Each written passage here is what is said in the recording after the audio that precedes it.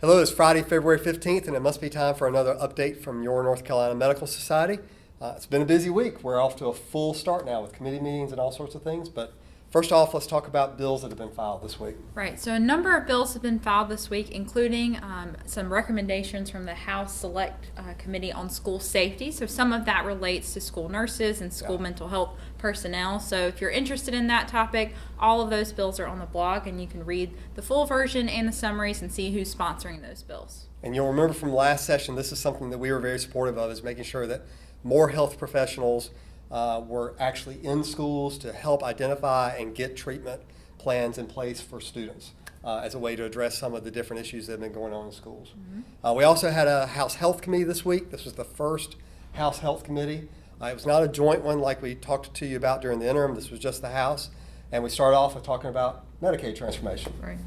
So Secretary Cohen provided an overview of kind of the background of the Medicaid transformation process, as well as the evaluation process for the entities that won contracts, and we do have a summary of that presentation on the blog as well. Yeah, a lot of controversy about how this really kind of came about, what were the different aspects of how the determination was made.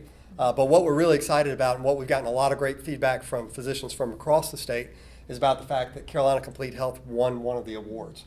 And this is really the reality of physicians taking leadership in Medicaid and deciding how they're going to take care of Medicaid patients coming to life. This is the reality of what the legislature decided to do with the Medicaid transformation bill years ago.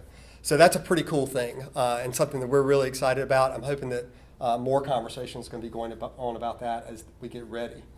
You'll remember, and part of the presentation that you'll see posted on the blog is that timeline.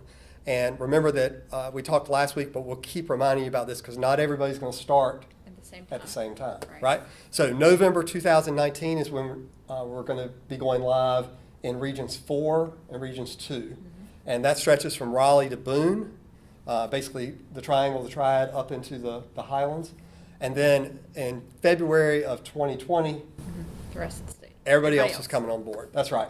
So if you are in those first two regions, you've got to be ready to go. If you're not in one of those two regions, you've got some more time. But again, we'll remind you, it's contract season, so be sure that you're looking out for those and paying close attention to them because they're going to be coming. Right. And also we have a House Health Committee scheduled for next week, and already know that the state treasurer will be making an appearance and presenting to the members of the committee. So stay tuned for that, and we'll have a summary about that on the blog as well for next week. I'm sure nothing controversial will be talked about at that committee meeting at all. So look out for that. We'll be sending out tweets that day to make sure that you can listen into that committee meeting as well if you want to, or like Sue Ann said, if you can't listen in live because you'll be taking care of patients, be sure to look at the summary, and we'll make sure that you're updated on the discussion that occurs. I don't think anything else for this week. So I hope you have a great weekend, and we look forward to bringing you another update next week.